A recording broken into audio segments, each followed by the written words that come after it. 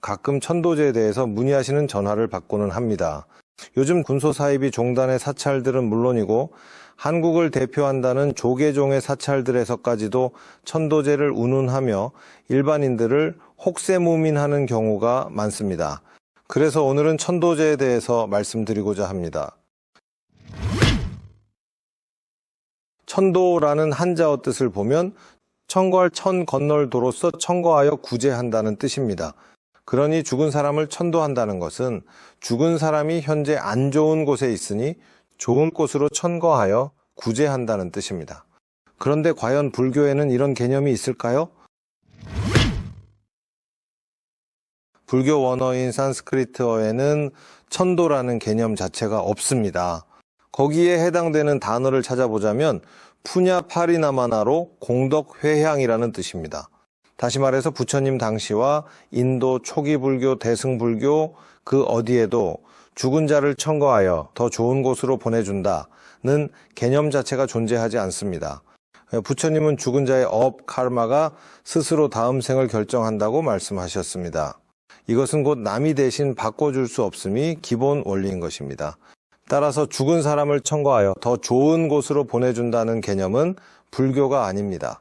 그러면 도대체 왜 이런 개념이 생긴 것일까요? 우선 중국인의 근본 사상인 도교와 유교의 생사관을 보면 그 유래가 짐작됩니다. 이들은 세상 만물을 음양으로 구분하고 사람의 일생에도 이 음양이 관여한다고 보았습니다. 남자를 양으로 여자를 음으로 구분하는데 남자의 정기가 여자의 몸으로 들어가면 여자의 몸 속에서 백이 생기면서 몸이 만들어집니다. 다 만들어지면 탄생하는데 그때부터 몸으로 혼이 들어옵니다. 그러면서 성장을 하고 다 모였으면 흩어지는데 그러면서 늙는 것입니다.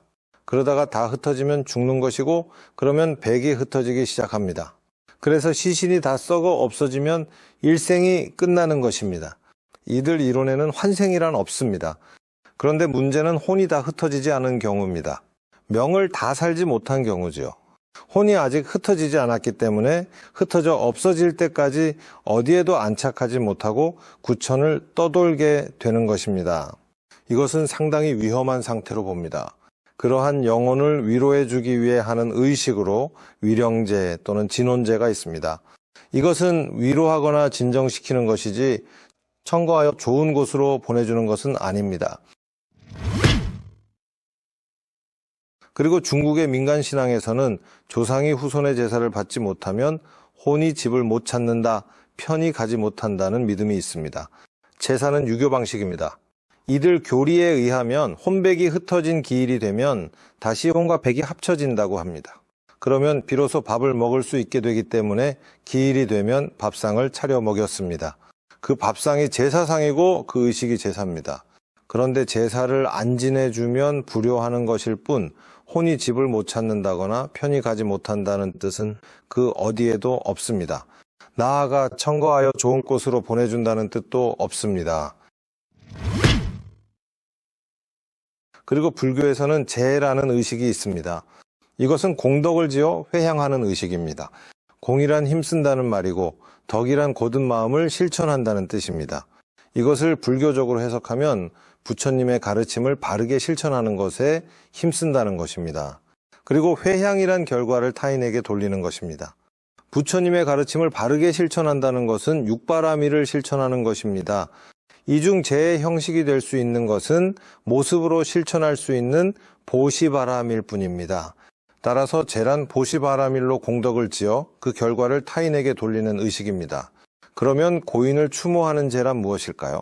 보시 공덕을 지어 그 결과를 고인에게 돌리는 의식인 것입니다. 그런데 불교 교리에 의하면 죽으면 바로 환생하며 극락이나 환생은 살아 생전의 업의 결과이지 죽은 후 남이 대신 해줄 수 있는 것은 아닙니다. 따라서 고인을 추모하는 제란, 보시공덕을 고인에게 돌리며 추모하는 의식일 뿐 고인을 천거하여 좋은 데로 보내주는 의식은 아닙니다.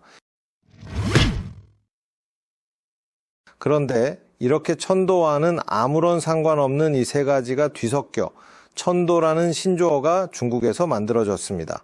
즉 혼이 아직 흩어지지 않은 망자가 구천을 떠돌고 있습니다. 또 망자가 후손의 제사도 받지 못한 채로 고통을 받고 있습니다. 그런데 이들 교리에는 이 문제를 근원적으로 해결할 수 있는 방법이 없습니다. 여기에 해결책으로 공덕을 지어 회향한다는 불교의 제를 도입한 것입니다. 그것도 공덕을 고인에게 돌린다는 의미를 공덕을 고인에게 주어서 극락왕생시킨다는 억지 해석을 붙여서 말입니다.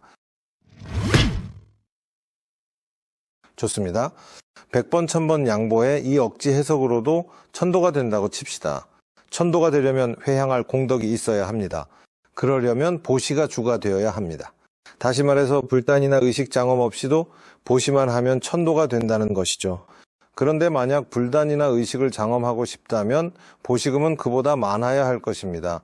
그리고 불단을 장엄할 때는 사람이 먹는 밥상처럼 장엄하면 안 되기에 고임새나 떡과일은 상관없으나 국이니 밥이니 반찬이니 이런 것은 놓으면 안 됩니다. 그런데 현재 사찰에서는 어떻게 하고 있나요? 보시하는 의식이 상거래 행위처럼 흥정되고 있습니다. 그리고 영가단을 차려놓고 제사상을 차려서 지냅니다. 이것이 죄입니까? 과연 여기에 공덕이 있을까요? 과연 천도가 될까요? 불교 교리와 유교나 도교 교리는 많이 달라요. 불교에서는 사람이 죽으면 살아서 지은 업으로 극락을 가거나 환생을 한다고 합니다. 구천을 떠돈다든지 하는 것이 없어요. 그렇기에 불교에서는 위령제도 진혼제도 필요 없어요. 또 3년 동안 저승의 왕에게 심판을 받는다는 말은 다 중국에서 만들어진 말이에요. 그렇다면 불교에서는 왜 사람이 죽으면 49제에 100일째 소상대상을 지내는 것일까요? 사람이 죽으면 그 사람은 이미 다른 곳으로 환생하여 남아있지 않아요. 하지만 관계가 남습니다. 남아있는 관계로 인해 살아있는 사람은 상처를 받아요. 다시 만날 수 없다는 상처, 그리고 아무것도 해줄 수 없다는 상처입니다. 이것을 치유하지 않으면 업장이 생깁니다. 업이란 생각과 말과 행동이니 업장이란 생각과 말과 행동에 생긴 장애입니다. 불교의 교리는 인과응보로부터 출발합니다. 즉 자신이 사는 환경은 자신의 생각과 말과 행동이 만드는 겁니다. 그런데 거기에 장애가 생기면 어떻게 될까요? 인생을 제대로 살기 힘들어집니다. 그래서 그 상처를 치유하기 위해 3년간의 제를 지내는 겁니다. 어떻게 치유하냐고요? 죽은 사람의 시체는 썩어 없어지지만 이름은 썩지 않고 그대로 남습니다. 거기에는 누군가의 부모이자 자식이자 배우자이자 형제이자 등등 모든 관계가 들어있고 잘 살았든 못 살았든 그 사람의 일생이 들어있습니다. 그 이름을 폐에 새기고 관계를 이어가는 겁니다. 그러면 헤어짐의 상처는 사라집니다. 그리고 그 관계를 이어가는 것은 산 사람만이 할 수 있어요. 아무것도 해줄 수 없다는 상처도 치유됩니다. 3년간은 그것을 치유하는 기간입니다. 이렇게 49제 100일째 소상, 대상을 상중제례라 하며 불교에서는 이것을 천도제라 합니다. 이것을 하지 않았거나 그 의미도 모르는 사찰이나 무속적인 곳에서 했다면 상처는 치유가 되지 않았을 것입니다.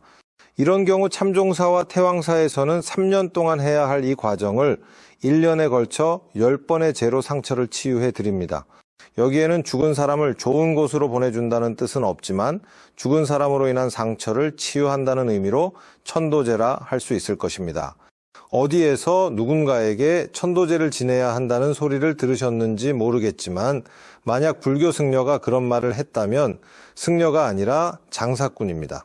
만약 고인에게 제대로 해드린 것이 없어서 또는 나쁜 일이 생겨서 그런 말에 흔들리신다면 진짜 고인으로 인한 상처가 맞는지부터 확인하시고 하시게 되더라도 상처가 치유될 수 있는 제대로 된 방식으로 하세요.